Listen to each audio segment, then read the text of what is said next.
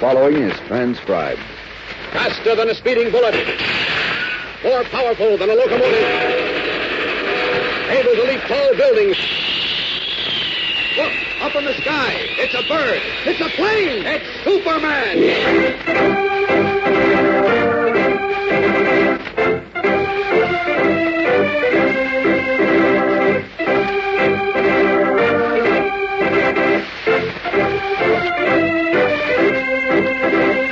Yes, it's Superman, strange visitor from the planet Krypton, who came to Earth with amazing physical powers far beyond those of mortal men, and who, disguised as Clark Kent, mild-mannered reporter for a great metropolitan newspaper, wages a never-ending battle for truth and justice.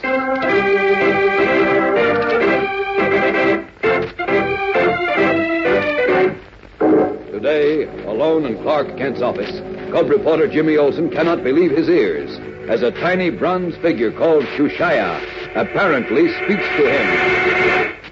What is your wish, Master? Sleeping lizards. The genie talked. Oh, no, it can't be. I must be dreaming. State your wish, Master, and it shall be granted. It is talking. It wants me to make a wish, just like Abdul said. I'm dreaming, all right, but what can I lose if I... Listen, Shushaya, I want a big newspaper scoop. A big scoop all my own, see? I will grant your wish, Master. Please. I will make you the greatest newspaper reporter in the world. Listen to me, and I shall tell you what to do to make your wish come true.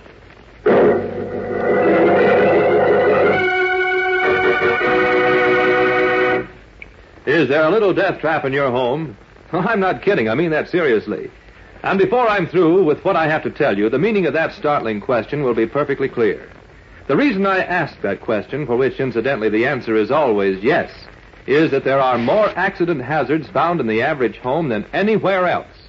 Statistics show that on the average, 88 men, women, and children are killed, and 360 are permanently maimed or disfigured, while 12,640 are variously injured or temporarily disabled, all as a result of accidents that happen in the home. That should demonstrate to you that home disasters, which account for half the fearful toll of all accidents, are the most dreaded enemy to our well-being.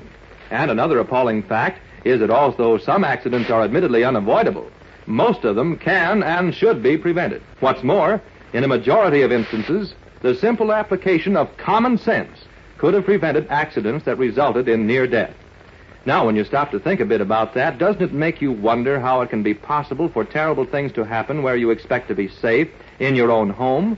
And when you think a bit longer, you'll begin to realize that yesterday or last week or even today, you or someone in your house narrowly missed being hurt by something that happened in your house. Why, a simple thing like a loose rug can take more lives and maim more limbs than a military booby trap. You don't believe it? Well, just stay with us, and later on, I'll tell you more.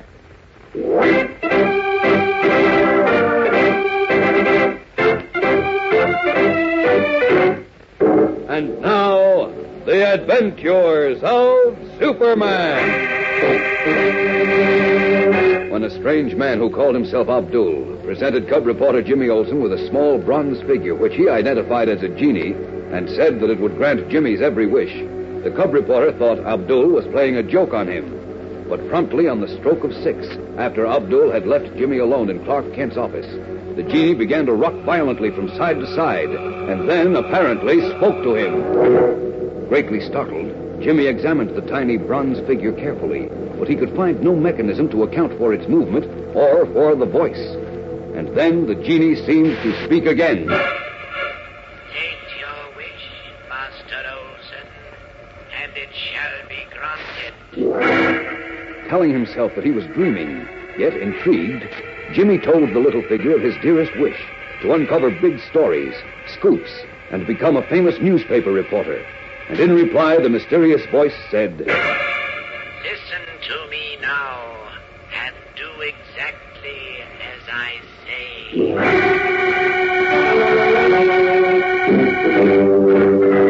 A short short while later, Superman, in his guise of reporter Clark Kent, entered the now almost deserted city room of the Metropolis Daily Planet.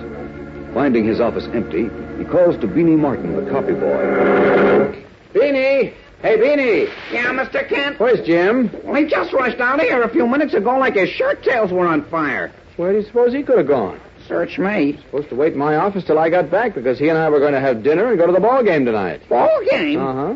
Well, gee, if Jim don't come back in time, will you take me with you, Mr. Kent? Will you, please? Oh, certainly. If I can get another ticket, I'll take you both, Beanie. I'm sure Jim will be back right away. Well, I'm not so sure. What do you mean? Well, it was right after this Abdul character left. Who? Abdul. Golly, you should have seen him, Mr. Kent. He had a long curly beard and a towel wrapped around his head, and he was wearing earrings, like one of them Egyptian Rajas. Oh, what about him? He said he wanted to see Jim. What about? He wouldn't tell me. He said it was personal and very important. He had a little carved box. Come on, get to the point, Beanie. What happened? Well, Jim said for me to show this character into your office. Yes. And he was in there for a little while, and then a few minutes after he came out, Jim came tearing out to the study room. He looked excited and pale, and his eyes was glassy-like. And he said, Pinch me, will you, Beanie? Huh? Go on, pinch my arm, hard. What's the idea, Jim? Never mind, just do as I say. Go on. Okay, glad to oblige. Ow! I'm awake, all right.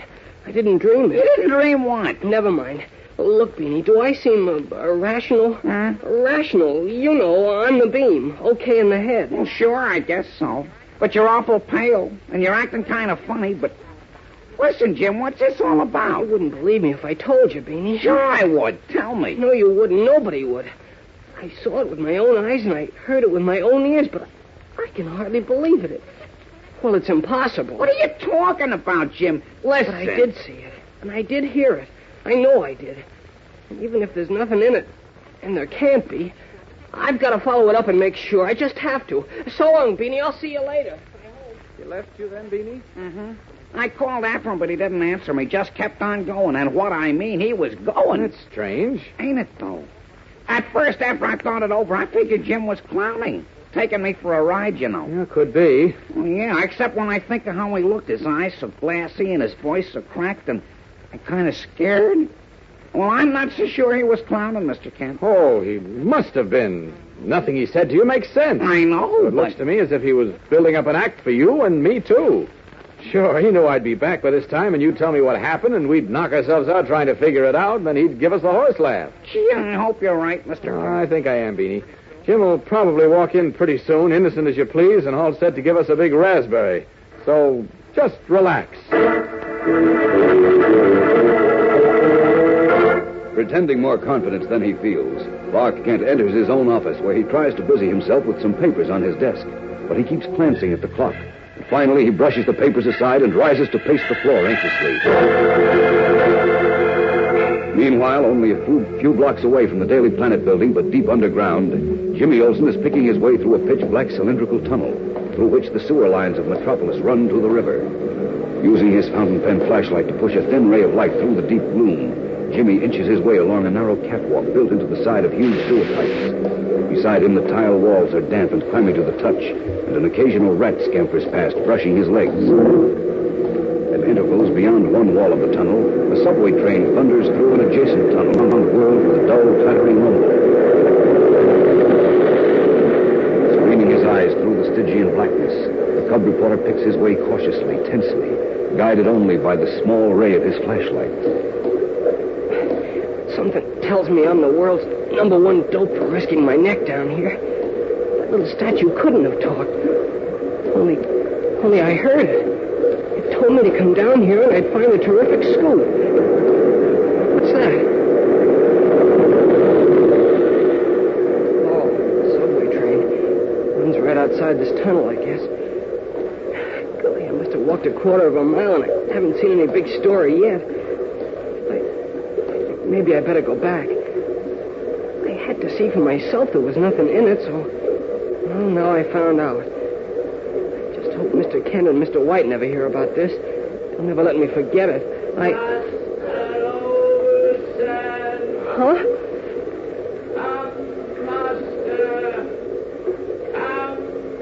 Wait, that sounds like the genie's voice. Up ahead someplace. Maybe I'd better keep going then. heart pounding at his ribs, Jimmy Olsen resumes his tortuous progress along the black sewer tunnel, guided by what seems to be the voice of the genie. What will happen now? There's a startling surprise ahead for Jimmy and for you. So keep listening.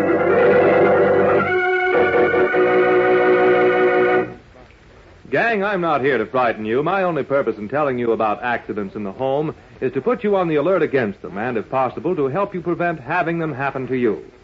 A little while ago, I told you that loose throw rugs on the floor are a menace, and I mean that. But accidents due to loose rugs can be prevented simply by coating the underside of them with a slip-proof material. Bathrooms are accident hazards, too, if you're not wary. Be very careful when you climb in or out of your tub. Play safe by putting a rubber mat in the bottom of the tub. Don't lean against windows or window screens. Some terrible falls have resulted from such carelessness. The same thing goes for stair rails and porch railings, because often an invisible dry rot has weakened the supports. Next to falls, the worst killer in the home is fire. Avoid the use of matches and keep away from the gas burners unless there are adults present. Also, don't play with the electrical wiring in your house. Another important thing to remember is never, and I mean never, touch any medicines unless they are administered by an adult, because many violent sicknesses and even death result from taking internally something that seems to be the right thing, but turns out to be poisonous. And here's something else. Keep away from, don't touch firearms that may be found in your home. More than 100 people die every year as a result of, I didn't know it was loaded kind of accidents. So don't forget, be smart, play safe so that you may remain alive and healthy.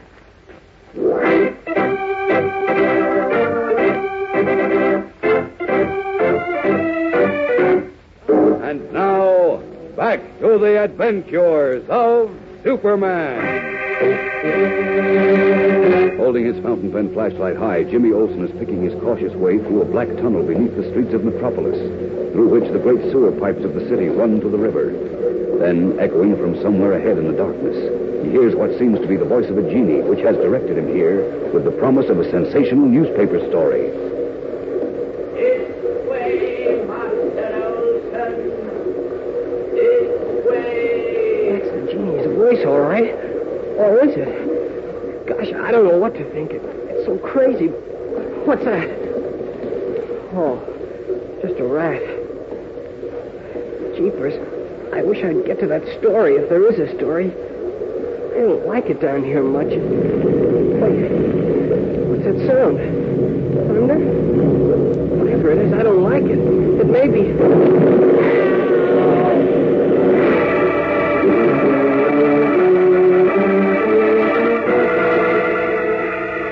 Shouting in alarm as a terrific explosion sounds in the sewer tunnel, Jimmy sees a sudden violent upheaval of rock and earth in the beam of his flashlight. And then, tripping as he turns, the cub reporter falls on his face.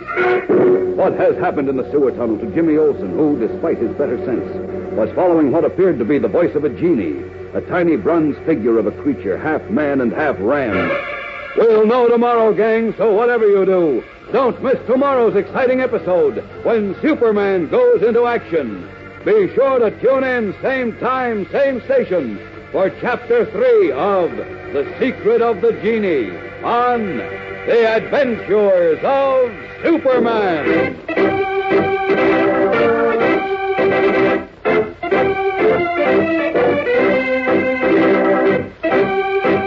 Superman is a transcribed copyrighted feature appearing in Superman DC Comics magazine and is brought to you Monday through Friday at this same time. Watch for the Superman Adventure serial, soon to be shown at your local movie theater.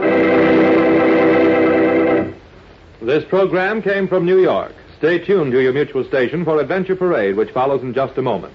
And right after Adventure Parade, you will hear Tom Mix and his straight shooters. This is the Mutual Broadcasting System. Welcome back. Well, definitely an intriguing mystery to get things started off. Once again, Clark Kent's first reaction is Jimmy playing some sort of joke, even though he doesn't do that often. In fact, I've only thought of one time that there's been that sort of joke. But I guess if you try and spring an insoluble mystery on someone as a practical joke, they kind of tend to remember that. I also had to kind of wonder about the movie that Beanie was watching. scene where the man hid a dagger in his turban. That seems like that would be kind of hard to do. Now, it'd be hard to wrap it in there, and you always have the risk of it falling out. And then once you use it, how would that affect the shape of the turban? I'm not sure I buy that could actually happen. But they could have made something about it in a 1930s movie. You could get away with all sorts of stuff back then. All right, well, that's all for now. Join us back here next Sunday, part 3 of The Secret of the Genie. And in the meantime, if you have a comment, send it to me, adam@adamsweb.us, and be sure and rate the show on iTunes. And pick up your copy of Powerhouse's Heroic Adventures Bundle. In the meantime, from Boise, Idaho, this is your host, Adam Graham, signing off.